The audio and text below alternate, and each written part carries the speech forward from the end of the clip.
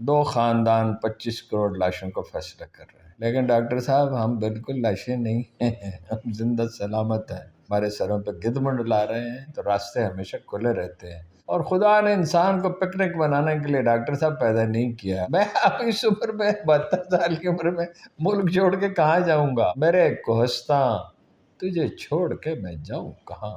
جو پاکستان کی پالیٹکس ہے اس کے اوپر کوئی گفتگو کرنے کے لیے، کیونکہ ایک چیز ہم نے بڑی مختلف دیکھی ہے، اس وقت اپوزیشن نہیں ہے، سبھی حکومت ہے، جو واحد اپوزیشن پارٹی ہے پاکستان تحریک انصاف وہ زیر عتاب ہے، تو یہ بڑی عجیب بات نہیں ہے؟ دبئی میں بیٹھے ہوئے ہیں اور خبریں یہ آ رہی ہیں کہ بس یہ ڈیسائیڈ ہو رہا ہے کہ کس کا کیا حصہ ہوگا، کو بندر بانٹ چل میرا رہی خیال ہے۔ ہے اس کو سب سے اچھا اس نے کیا ہے آرٹیکولیٹ ڈاکٹر محیط پیرزادہ نے، دو خاندان 25 کروڑ لاشوں کا فیصلہ کر رہے ہیں، لیکن ڈاکٹر صاحب ہم بالکل لاشیں نہیں ہیں، ہم زندہ سلامت ہیں۔ یہ آپ نے یہ دیکھا ہے کہ ہمارے سروں پہ گدھ منڈلا رہے ہیں، کوئی گدھ نہیں منڈلا رہے، کوئی ایسی بات نہیں۔ یہ کائنات کا جو خالق و مالک ہے اس نے انسانوں کو آزاد پیدا کیا ہے، اور اگر وہ اس پہ توکل کریں جیسا کہ کرنا چاہیے اور جذباتی توازن سے یکسر محروم نہ ہو جائیں تو راستے ہمیشہ کھلے رہتے ہیں، اور خدا نے انسان کو پکنک بنانے کے لیے ڈاکٹر صاحب پیدا نہیں کیا ہے، آزمائش کے لیے پیدا کیا ہے۔ تو اچھے برے وقت آتے رہتے ہیں، مشکل وقت بھی آتے ہیں، تو فائنلی کنٹرڈکشنز کو شارپ ہونے کے بعد ریزالو ہونا ہوتا ہے، تو کوئی شکل بنے گی نا، کوئی مطلب الیکشن ہوں گے کسی وقت اور کوئی حکومت آئے گی، اور یہ صورتحال تو مستقل طور صحیح پر تو برقرار نہیں رہے گی، یہ کشاکش بھی اس طرح نہیں رہے گی۔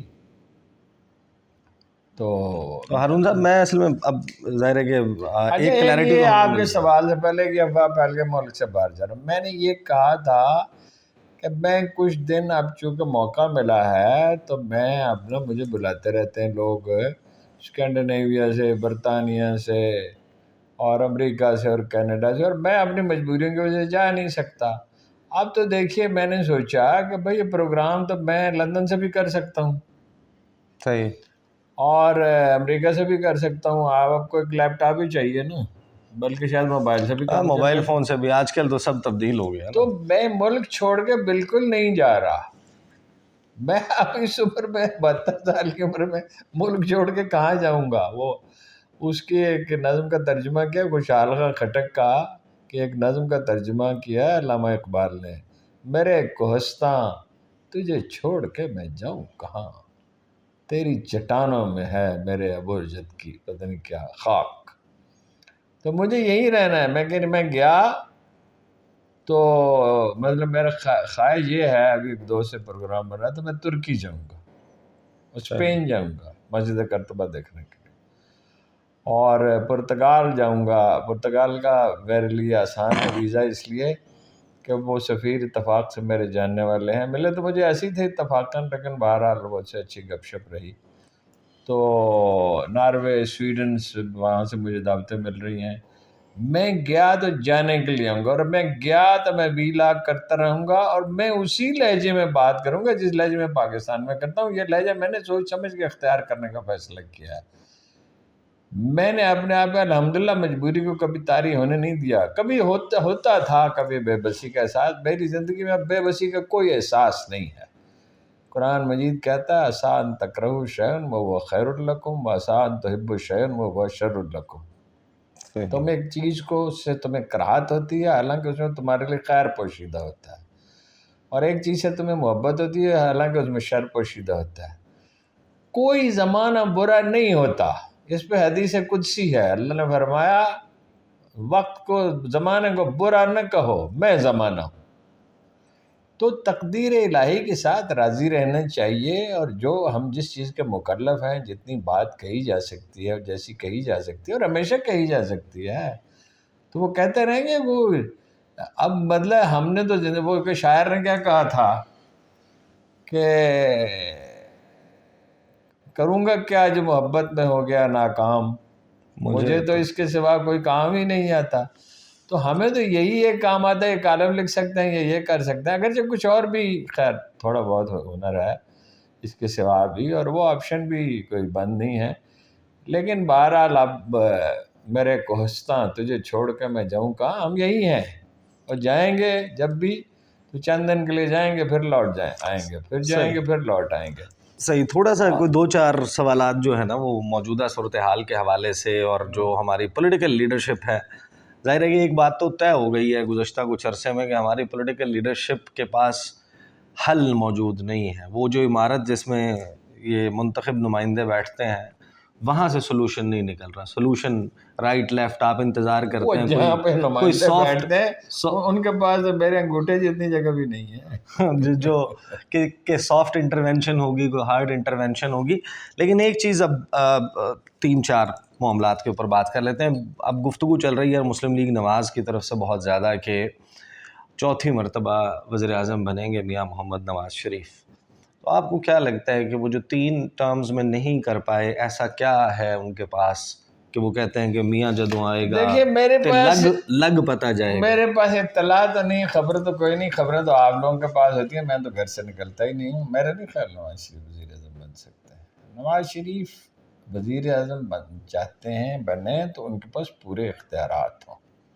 اب وزیر اعظم کے پاس پورے تو کیا آدھے اختیارات ہیں۔ یہ جو میثاق جو معیشت کا وہ زرداری صاحب گانا گا رہے ہیں تو وہ گانا اس لیے گا رہے ہیں کہ وہ اسٹیبلشمنٹ کی ترجیح ہے معیشت کو ٹھیک کرنا، اور ٹھیک ترجیح ہے، غلط تو نہیں ہے، صحیح ہے۔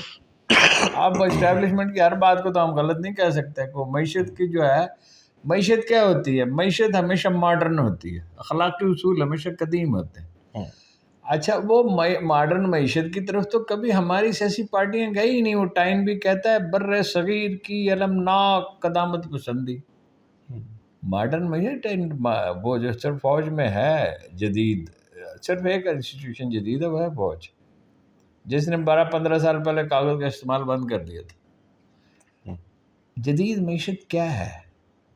آئی ٹی ہے، الیکٹرانکس ہے، آرٹیفیشل انٹیلیجنس ہے، انڈسٹریل پروڈکشن ہے، زراعت جدید قسم کی۔ 200 من چاول تو پیدا ہو چکا چین میں، اور ابھی ہم اپنا 20 من چاول اگا رہے ہیں۔ تو مطلب یہ اس طرح تو نہیں ہو سکتا، 20 من نہیں تو 30 من اگا رہے ہوں گے۔ تو اس میں اب اسٹیبلشمنٹ کا رول بڑھ گیا۔ اب ہم دیکھیں گے جب حکومت بنے گی، میں اس پہ یکسو نہیں ہوں کہ نومبر میں الیکشن ہوں گے، میرا خیال ہے ملتوی بھی ہو سکتے ہیں، لیکن اگر نومبر میں بھی ہوتے ہیں تو ایک ایسی حکومت بنے گی جو نمائندہ حکومت بہرحال نہیں ہوگی۔ اس لیے کہ جو بڑی پارٹی ہے، اگر 1940 کے الیکشن میں کانگریس پہ پابندی لگا دی جاتی تو وہ کون سا الیکشن ہوتا؟ یا مسلم لیگ پہ بھی پابندی لگاتی جاتی مسلم علاقوں میں، تو وہ کون سا الیکشن ہوتا؟ تو جو حکومت بنے گی وہ دراصل یہ ارینجمنٹ وہ واپس آ گیا 85 والا، قریب ٹھیک ہے، غیر جماعتی، مطلب جماعتی ہے، فرق یہ ہے کہ وہ غیر جماعتی تھا، مگر وہ بھی جماعتی میں ڈھل گیا تھا۔ تو وہ جب ہوگا تو ظاہر ہے ایک سیاسی حکومت ہوگی، چاہے وہ اسٹیبلشمنٹ اس کی پشت پہ کھڑی ہو۔ اسٹیبلشمنٹ تو عمران خان کی پشت پہ بھی کھڑی رہی نا طویل عرصے تک، پھر جب خرابی ہوئی تو ہوئی۔ تو جو سپیس ہوگی، اور سپیس وقت کے ساتھ بڑھتی ہے۔ ایک اصول ہے جو تاریخی تجربے سے ہماری سمجھ میں آتا ہے، جو معاشرہ آزادی کا مزہ چکھ لیتا ہے وہ اس سے دستبردار کبھی نہیں ہوتا۔ گریجولی یہ گرفت ڈھیلی ہوتی چلی جائے گی، یہ سچویشن نہیں رہے گی۔ اس وقت تو صورتحال یہ ہے نا کہ اگر آپ پی ٹی آئی میں ہیں تو آپ مطلب آپ کا کاروبار بھی خطرے میں ہے، اور آپ جب تک اس سے دستبردار نہیں ہوتے تو آپ ویسے ہی خطرے میں ہیں۔ تو لگنی صورتحال ہمیشہ تو نہیں رہے گی۔